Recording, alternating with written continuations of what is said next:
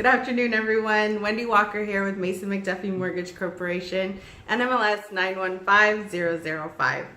I wanted to talk to you guys today about taking a complete application. If you're a loan officer, what does that mean?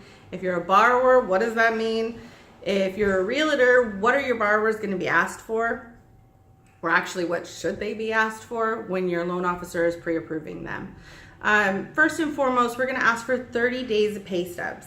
30 days. So if you're paid every 2 weeks, that may only be 28 days. We're going to need an extra pay stub so that we can fulfill that full 30 days. Next, we're going to ask for 2 months of bank statements. Most bank statements come with a blank page at the end. A lot of people throw that away. We actually need it. It's a compliance issue. We need to make sure that we have it. Please, I know it seems strange, but just give us all pages of your bank statements, even the blank ones.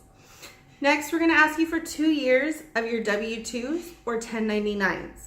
2016 and 2015 is what we need right now. Additionally, what we're going to ask you for is your tax returns, 2016 and 2015. If you file an extension for 2016, that's fine, but we are going to need 2 years, so we'll need 2015 and 2014.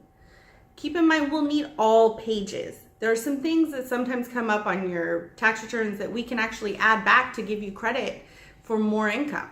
So it's something that you need to keep in mind when you're giving us your tax returns. We need all the pages, especially if you're self-employed or have rental properties. We're going to need to make sure that we can see your Schedule E, your rental income, your different business P&Ls, so that way we can look and see if there's anything that can be added back to make sure you qualify for the most amount of money that you can.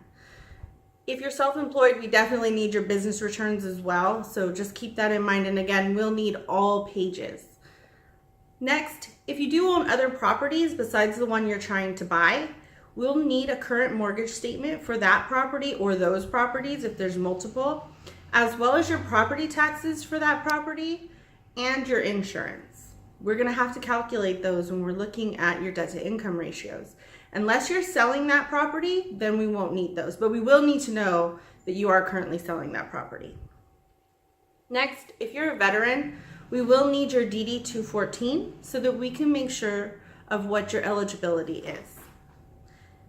Lastly, we're going to need a copy of your current driver's license or ID. Current, meaning it can't be expired. So please make sure that you're providing all of those to us. And also keep in mind, other things may come up throughout the process.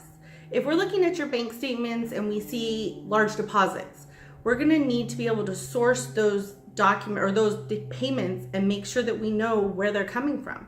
So deposits that come into your bank account that aren't part of your regular routine of depositing, those are things we're going to have to explain. Also, let's say you co-sign for a car for someone and it's on your credit report. If someone else is making that payment, we can actually remove that from your credit in terms of your debts, not from your credit report. But we'll have to have proof that that person has been making the payments for 12 months. So these are things that could come up.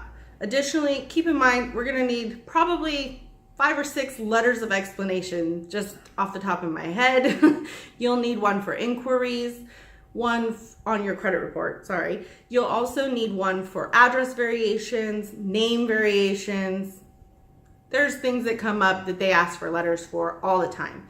Your loan officer can definitely help you with that, what needs to be talked about in your letter. Lastly, just keep in mind, when we are asking you for things, we're on a time crunch just like you. We want to make sure your purchase is closed within 30 days or sooner. And the slower it takes for us to get those documents we ask for, the slower the process takes in total.